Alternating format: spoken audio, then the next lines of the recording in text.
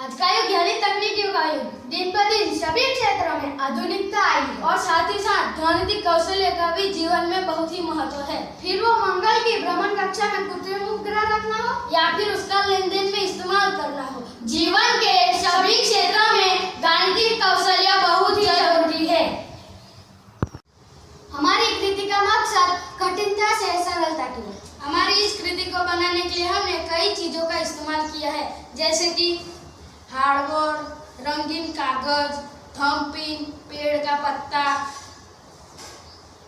आईना, draw circles, marker, cutter, कैंची, फेविकोल इत्यादि का इस्तेमाल किया है। यहाँ हम 3 प्रकार की समरूपता के बारे में जानेंगे। रैखिक समरूपता, प्रतिबिंब समरूपता और परिभ्रमण समरूपता। सबसे पहले हम रैखिक समरूपता के बारे में जानेंगे। सबसे पहले चौरस, 1, 2, 3 और 4। चौरस में हमें 4 रैखिक समरूपता मिलेगी। समद्विभुज त्रिकोण, 1। समद्विभुज त्रिकोण में हमें 1 रैखिक समरूपता मिलेगी। लंबचौरस, 1 और 2। लंबचौरस में हमें 2 रैखिक समरूपता मिलेगी। पेड़ का पत्ता, 1। पेड़ के पत्ते में हमें 1 रैखिक समरूपता मिलेगी। सर्कल, 1, 2, 3, 4। सर्कल में हमें अनंत रैखिक समरूपता देखने को मिलेगी। अंग्रेजी वर्णमाला में भी हमें रैखिक समरूपता देखने को मिलती है। आप देख सकते हैं कि यहाँ ए में हमें 1 रैखिक समरूपता देखने को मिलती है। वैसे ही बी, सी, डी, ई, के, एम में हमें 1 रैखिक समरूपता देखने को मिलती है। अब ओ में 1, 2, ओ में हमें 2 रैखिक समरूपता देखने को मिलती है। वैसे ही एच, 1, 2, एक्स, 1, 2, हमें इनमें 2 रैखिक समरूपता देखने को मिलती है। अब हम प्रतिबिंब समरूपता के बारे में बात करेंगे। यहाँ हम देख सकते हैं कि ए और एच का प्रतिबिंब उसके जैसा ही मिलता है, इसीलिए ए और एच में प्रतिबिंब समरूपता देखने को मिलती है। जबकि यहाँ हम देख सकते हैं कि बी का प्रतिबिंब उल्टा हो जाता है, इसलिए बी में हमें प्रतिबिंब समरूपता देखने को नहीं मिलती। जबकि यह आई, ओ और यू में प्रतिबिंब समरूपता देखने को मिलती है। यहाँ हमें बी में प्रतिबिंब समरूपता देखने को मिलती है। यहाँ हमें डब्ल्यू में प्रतिबिंब समरूपता देखने को मिलती है। यहाँ हमें एक्स में प्रतिबिंब समरूपता देखने को मिलती है। यहाँ हमें एम और वाई में प्रतिबिंब समरूपता देखने को मिलती है। अंत में हमें टी में प्रतिबिंब समरूपता देखने को मिलती है। अब हम परिभ्रमण समरूपता के बारे में बात करेंगे। सबसे पहले समभुज त्रिकोण। यह समभुज त्रिकोण का परिभ्रमण केंद्र है।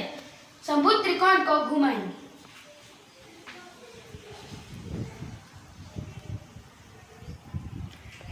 समभुज त्रिकोण को घुमाने से 120 डिग्री पे ऑरेंज त्रिकोण ब्लू त्रिकोण पे फिट हो जाता है। फिर से 120 डिग्री जितना घुमाएंगे।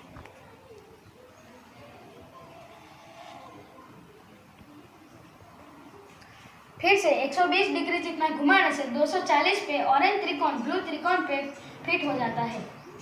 फिर से 120 डिग्री जितना घुमाएंगे।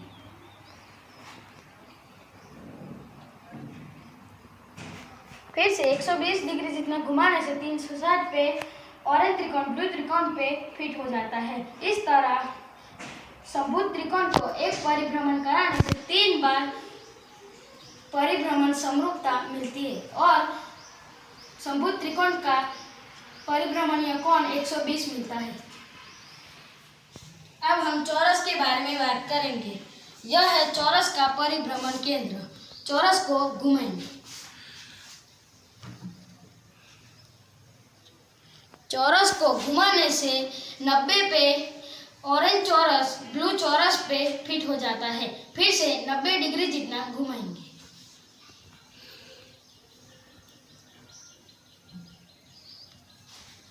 फिर से 90 डिग्री जितना घुमाने से 180 पे ऑरेंज चौरस ब्लू चौरस पे फिट हो जाता है। फिर से 90 डिग्री जितना घुमाएंगे।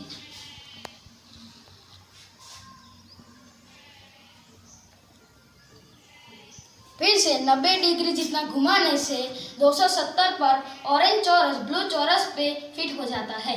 फिर से 90 डिग्री जितना घुमाएंगे।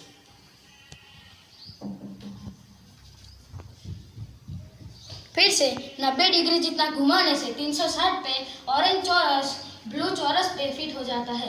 इस तरह से चौरस का एक परिभ्रमण कराने से 4 बार चौरस की परिभ्रमण समरूपता मिलेगी और चौरस का परिभ्रमण कोण 90 मिलेगा।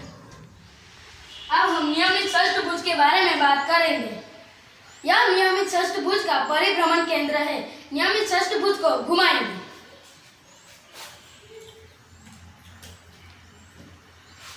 नियमित षष्ठभुज को घुमाने से 60 डिग्री पे ऑरेंज षष्ठभुज ब्लू षष्ठभुज पे फिट हो जाता है। फिर से 60 डिग्री जितना घुमाएंगे। फिर से 60 डिग्री जितना घुमाने से 120 डिग्री पे ऑरेंज षष्ठभुज ब्लू षष्ठभुज पे फिट हो जाता है। फिर से 60 डिग्री जितना घुमाएंगे।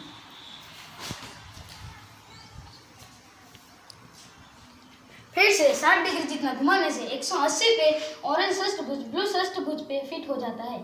फिर से 60 डिग्री जितना घुमाएंगे। फिर से 60 डिग्री जितना घुमाने से 240 डिग्री पे ऑरेंज षष्ठभुज ब्लू षष्ठभुज पे फिट हो जाता है। फिर से 60 डिग्री जितना घुमाएंगे।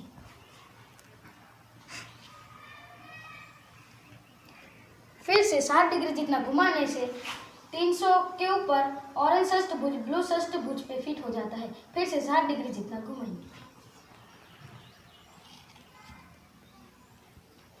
फिर से 60 डिग्री जितना घुमाने से 360 पे ऑरेंज षष्ठभुज ब्लू षष्ठभुज पे फिट हो जाता है। इस तरह नियमित षष्ठभुज का एक परिभ्रमण कराने से 6 बार परिभ्रमण समरूपता मिलती है और नियमित षष्ठभुज का परिभ्रमण कोण 60 मिलता है। हमारी कृति के फायदे: बालक ने जो ज्ञान प्राप्त किया है उसका फिर से इस्तेमाल कर सके, आसानी से गणित के पाया की संकल्पना समझ सके, जो ज्ञान प्राप्त किया है उसका जीवन में इस्तेमाल कर सके। हमें पर्यावरण में भी समरूपता देखने को मिलती है, जैसे कि यहाँ पेड़ के पत्ते, फूलों में, तितलियाँ में हमें समरूपता देखने को मिलती है। और तो और पर्यावरण में जो सुंदरता है वो भी हमें समरूपता की वजह से ही दिखती है। वैसे तो हमें कई जगहों में समरूपता का इस्तेमाल देखने को मिलता है।